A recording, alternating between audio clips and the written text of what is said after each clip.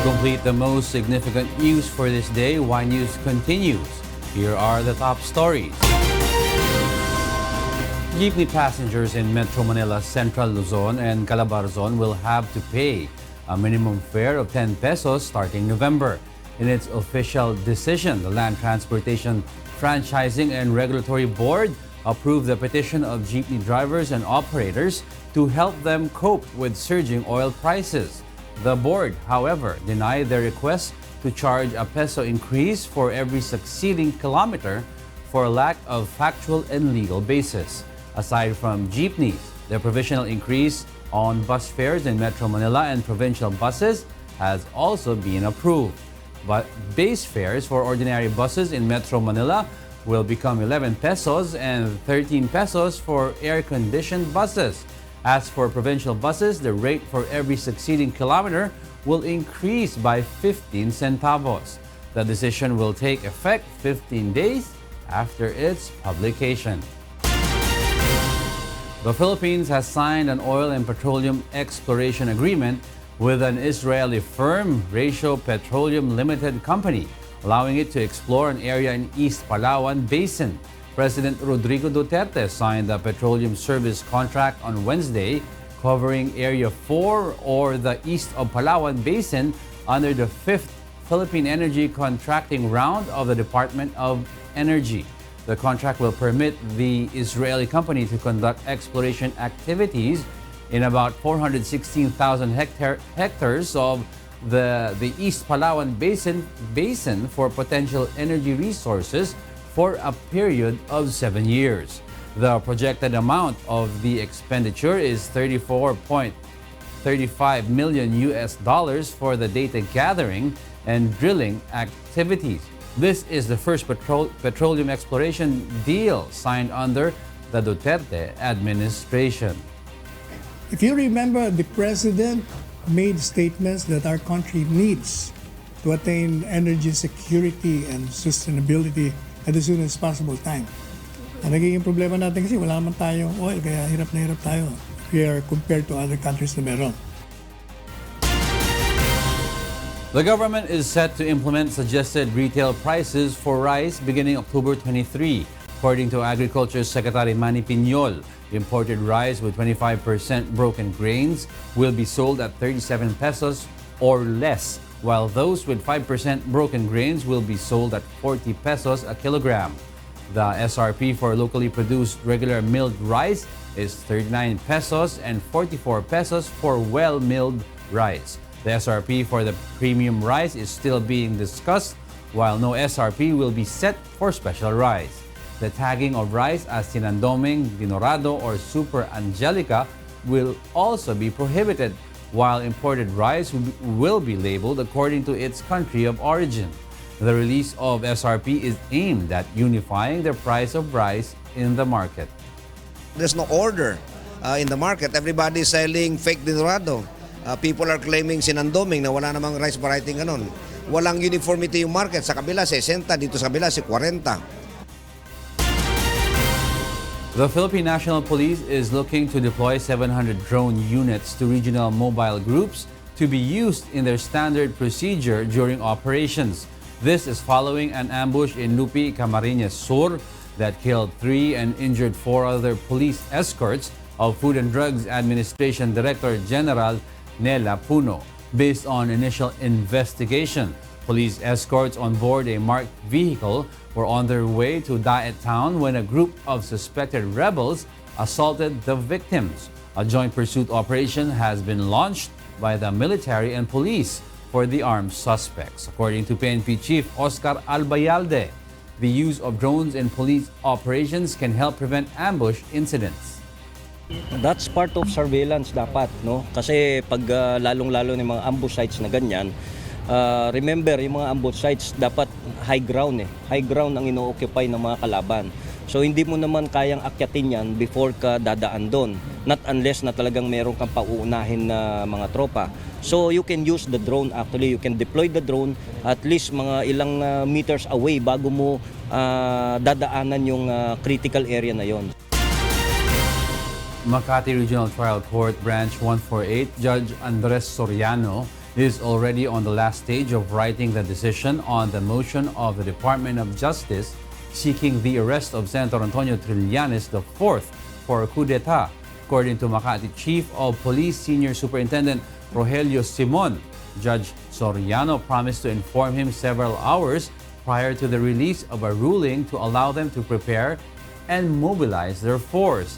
It has been more than a month after the DOJ sought an arrest warrant and hold departure order against Trillanes following President Duterte's move to nullify the senator's amnesty. Simon also revealed that Soriano skipped the judges' convention in Tagaytay to finish his decision on the Trillanes case. According to him, priority niya yung matapos yan kasi hindi na nga siya nag-attend ng convention nila ng judges sa Tagaytay today. President Rodrigo Duterte says his daughter, Davao City Mayor Sara, was behind the spectacular ouster of House Speaker Pantaleon Alvarez last July. Duterte made the statement when he led the 44th Philippine Business Conference and Expo this afternoon. Sara's role in Alvarez's removal was widely talked about by lawmakers, but she never confirmed it. The chief executive also reiterated he has nothing to do with the change in the House leadership. Duterte says Sara did it out of anger because of what Alvarez allegedly said against her and the president. He also revealed that the mayor later apologized for the incident. Be careful with that woman. She can oust even a speaker. She operated in Davao as mayor. Tira mo nangyari sa Congress. O natanggal si... For one simple, maybe, si Bebot naman, he's a close friend of mine. I will support him. Oh, I can also impeach him, referring to me. A joint pursuit operation is now being conducted by the military and police following an ambush in Lupi, Camarines Sur that killed 3 cops and injured 4 others. The Philippine National Police also eyed the strict use of drones in its operations, especially in remote areas. Leah Ilagan tells us why.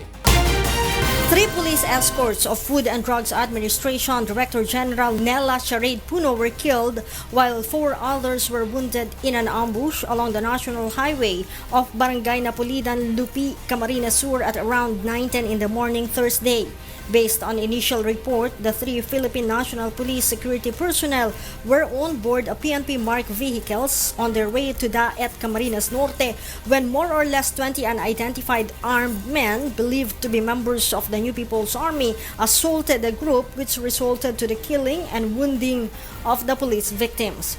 Route security personnel from 1st Camarines Sur PPSC were able to immediately respond to the area and retaliate, thereby suppressing the enemy and preventing further casualties. The fatalities were identified as SPO1 Percival Rafael, PO3 Carlito Navarrosa, and PO1 Ralph Jason Vida. 4 other wounded personnel were immediately brought to Bicol Medical Center in Naga City. Nakikita natin na talagang intentional yan dahil may pumutok na IED along the road, kaya nabigla yung pa-deploy pa lang sila ng route security at nasa likod pa lang si Director General Puno. The Bicol PNP has coordinated the military for a joint pursuit operation. Nearby municipalities were also alerted to conduct checkpoints in all strategic locations in their respective areas of responsibility. PNP Chief Police Director General Oscar Albayalde is also eyeing the strict use of drones in police operations to first check the area before responding to any incident to prevent ambush. That's part of surveillance dapat, no? Kasi pag lalong-lalo ng mga ambush sites na ganyan, remember yung mga ambush sites dapat high ground High ground ang ino-occupy ng mga kalaban. So hindi mo naman kayang akyatin yan before ka dadaan doon. Not unless na talagang meron kang pauunahin na mga tropa. So you can use the drone actually. You can deploy the drone at least mga ilang meters away bago mo dadaanan yung critical area na yon. The PNP is looking to deploy 700 drones unit to regional mobile units to be used in their standard procedure whenever they conduct operations. Leah Ilagan, UNTV, News and Rescue, Camp Crame. A number of high-powered firearms were seized from the house of Sara Iloilo Mayor Emerlita Salcedo in a raid held by members of the Philippine National Police. Bernard Dadis tells us why. Operatives from the Police Regional Office 6 stormed the residence of Sara Mayor Emerlita Salcedo on Wednesday. The subject of the operation was Salcedo's husband, former Mayor Neptali Salcedo, and the mayor's stepson, Ricky, and the couple's grandson, Nixon Salcedo.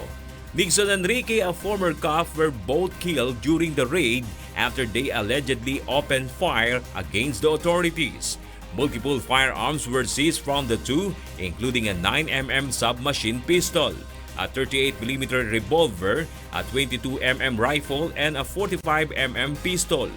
Former Mayor Neptali Salcedo, however, was not at their home in Barangay Poblacion, Ilawod when the operation took place, but authorities found a number of high-powered firearms during the search.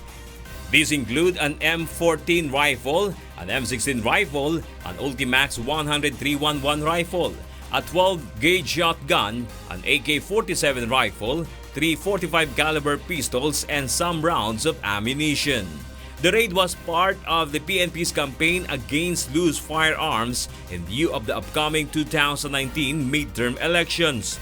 According to PRO6 Director Police Chief Superintendent Jan Bulalakaw, Mayor Emerlita failed to present license for the firearms discovered.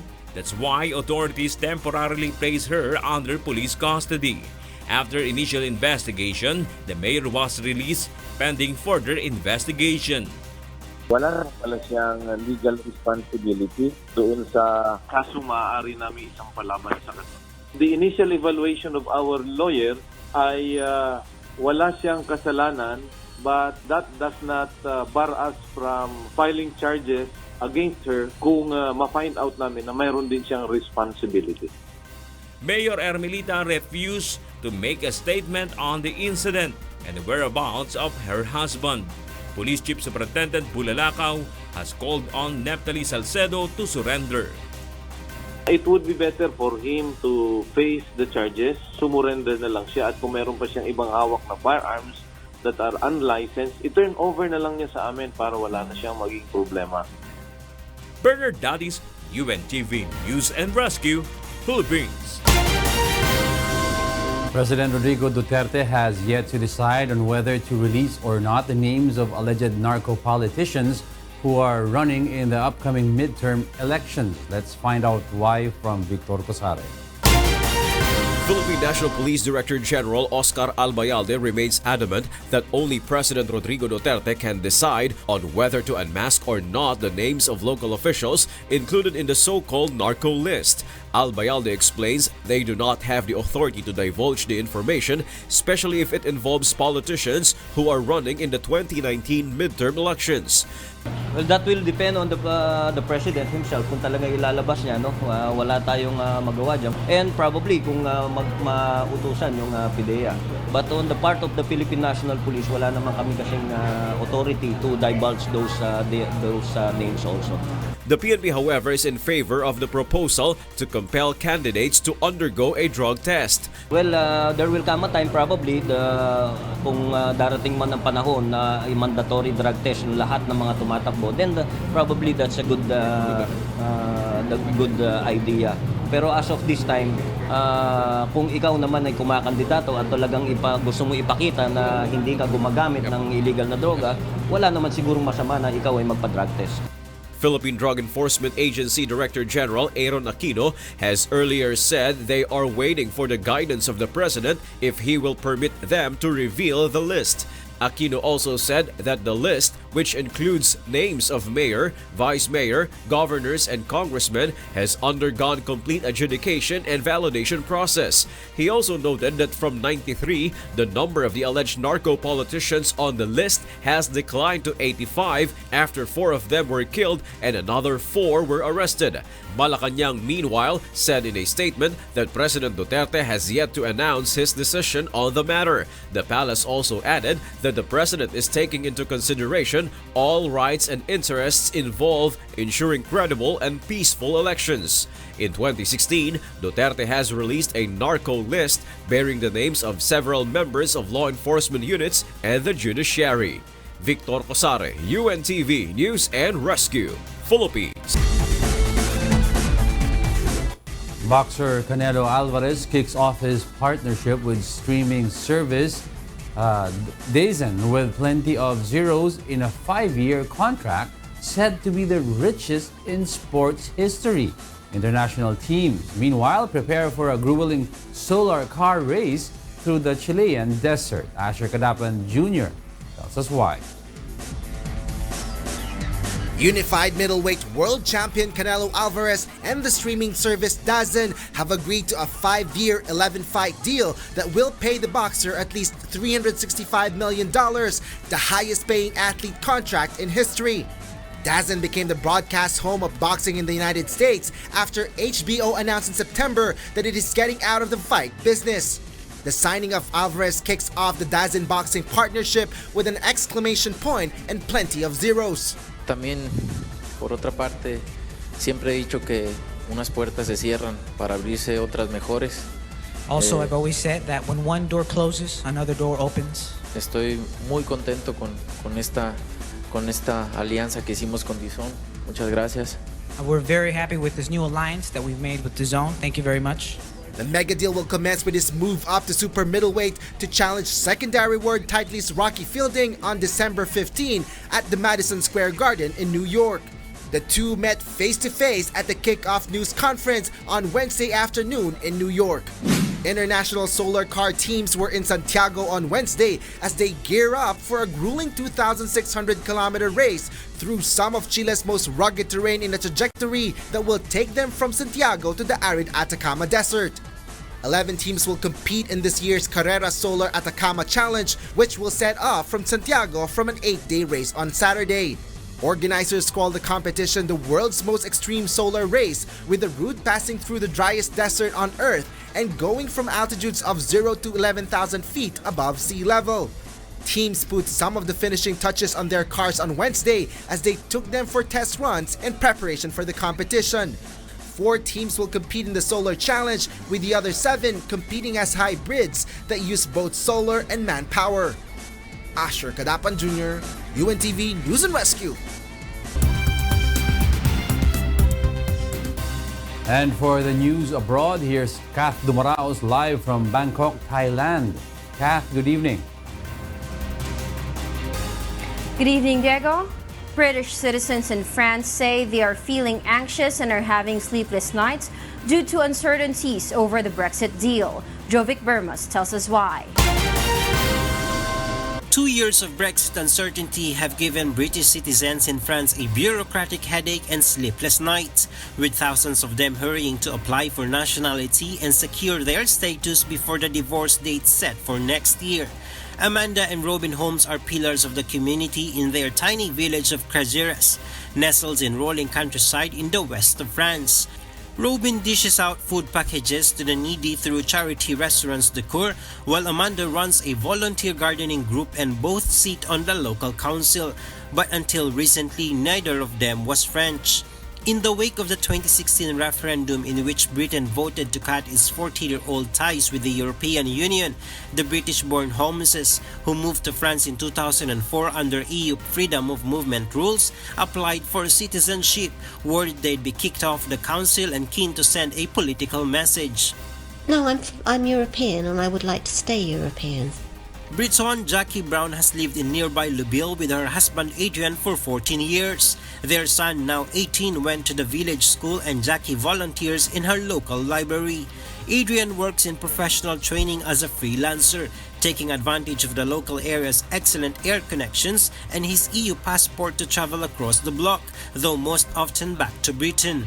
With his clients based in the UK, the drop in sterling has already wiped out 20% of the family's income, Jackie says, and she fears that the effect of Brexit on the UK economy, along with an end to free movement, could threaten their livelihood completely. Brexit uncertainty has, she says, taken its toll on her mental health. nobody can give you answers because nobody knows. So you've spent 2 years living, thinking, what is going to happen?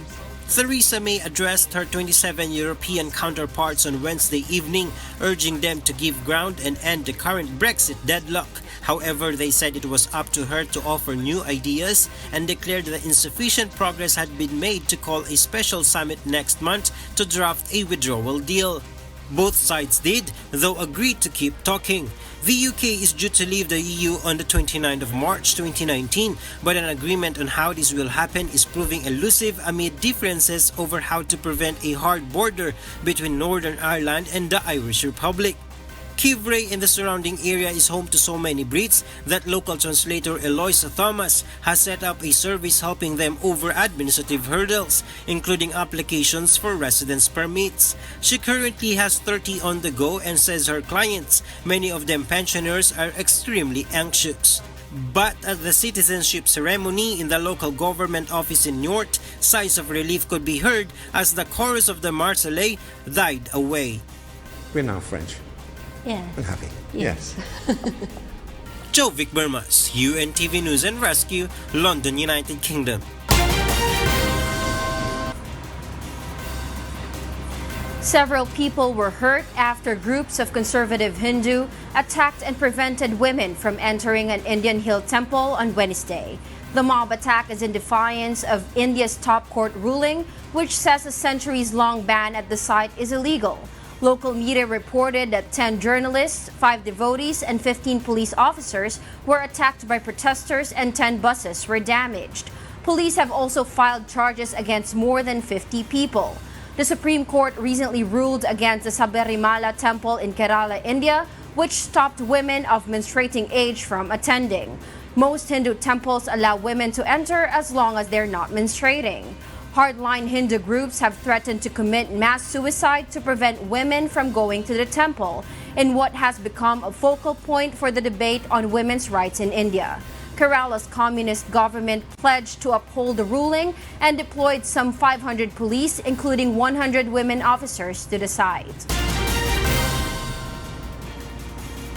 Nearly 3 years after the spread of Zika virus, mothers in northeastern Brazil continue to struggle with its effects on their children.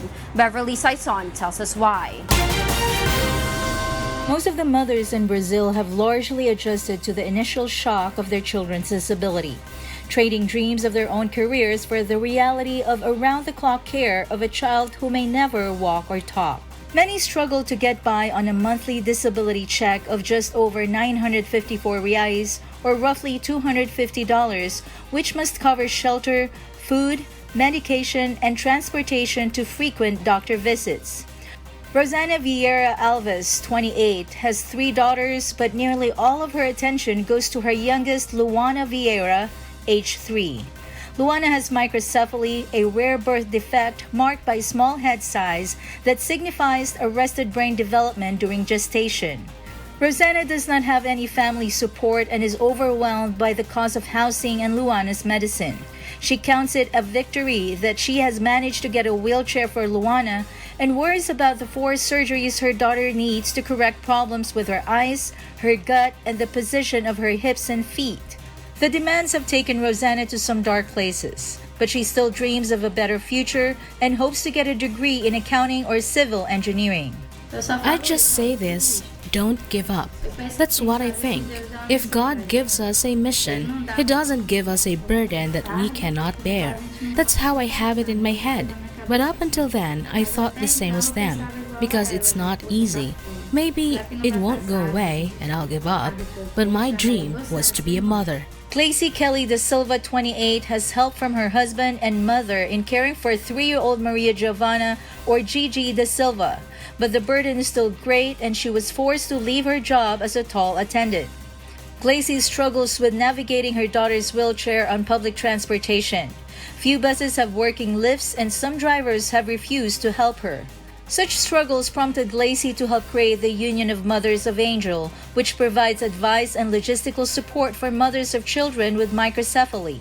The group now serves more than 250 families in Pernambuco. Lacey says some mothers of Zika babies have abandoned their children due to the many hardships.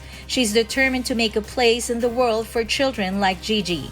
It's tiring, yes, because there are days when you're very stressed. There are days that you don't have time for anything. But don't ever give up. Zika, the first mosquito-borne virus known to damage developing fetuses, has since disappeared from headlines, but World Health officials fear it spread to new populations. In Angola, dozens of babies born with microcephaly since 2017 appeared linked to the same strain of Zika that hit Latin America.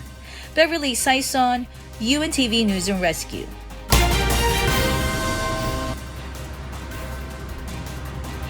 And those are the news from the other parts of the globe. Back to you, Diego.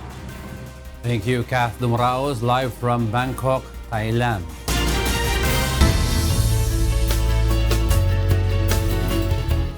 Two probes for the mission to the so-called Swift planet are set to take off from the Kourou spaceport in French Guiana this week.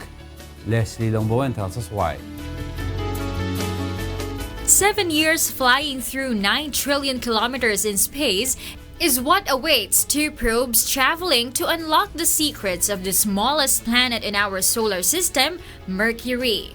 The Bepi-Colombo mission to the so-called Swift planet takes off from the Kourou spaceport in French Guiana on October 20 aboard an Ariane 5 rocket with 2 orbiters on board, the European Mercury Planetary Orbiter or MPO and the Mercury Magnetospheric Orbiter or MMO.